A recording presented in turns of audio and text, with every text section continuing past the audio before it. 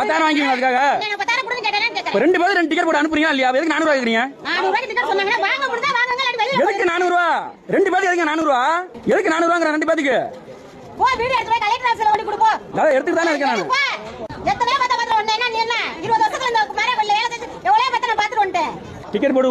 Ticket போடாம போறமா? குடுக்குற வேலை என்னோட வேலை. அதாமா. அவங்க எத்தனை கொடுக்க டிக்கெட் போடாம எத்தனை 10 கொடுத்தா 10 கொடுத்துறீங்களா? 10,000 ரூபாய்க்கு. நான் கொடுப்பேன். 10,000 அப்படி கொடுப்பாங்க பாத்துறீங்க. இப்படி பேசுறாங்க பாருங்க. 2 பேருக்கு 400 ரூபாய். சாமி பார்க்கறதுக்கு 400 ரூபா கொடுத்தா தான் 2 பேருக்கு டிக்கெட் கொடுப்பாங்களாம். ஸோ அவங்க வந்து 20 வருஷமாக வேலை செஞ்சுருக்காங்க. இந்த மாதிரி தான் எல்லாக்கிட்டையும் நெக்கில் பேசுகிறாங்க போல இருக்குது.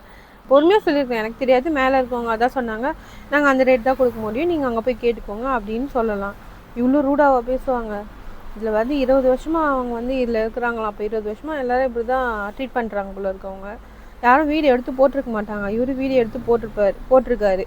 ஸோ நீ மற்றவங்களுக்கு பதில் சொல்லணும்னா இதுக்கு பதில் சொல்லி ஆகணும். சோஷியல் மீடியா பவர் என்னன்னு தெரியாமல் பேசிகிட்டு இருக்குங்க. இப்போ இந்த வீடியோ வைரல் ஆகும். இப்போ நீங்கள் பதில் சொல்லி தான் ஆகணும். 400 ரூபா கொடுத்து பார்க்கணும் அப்படின்னு சொல்கிறீங்க. பணம் இருக்கிறவங்க 400 ரூபா கொடுத்து பார்த்துருவாங்க. பணம் இல்லாதவங்க என்ன பண்ணுவாங்க? அப்போ பணம் இருக்கிறவங்க மட்டும் தான் கோயிலுக்கு வரணும், பணம் இல்லாதவங்களாம் கோயிலுக்கு வரக்கூடாதுன்னு நினைக்கிறீங்க போல இருக்குது. அப்போ தான் உங்களுக்கு காசு வருமானம் வரும் போல இருக்குது இல்லை? இப்போ என்ன பண்ணுவீங்க? கலெக்டர் ஆஃபீஸில் போய் மனு கொடுப்பீங்களா?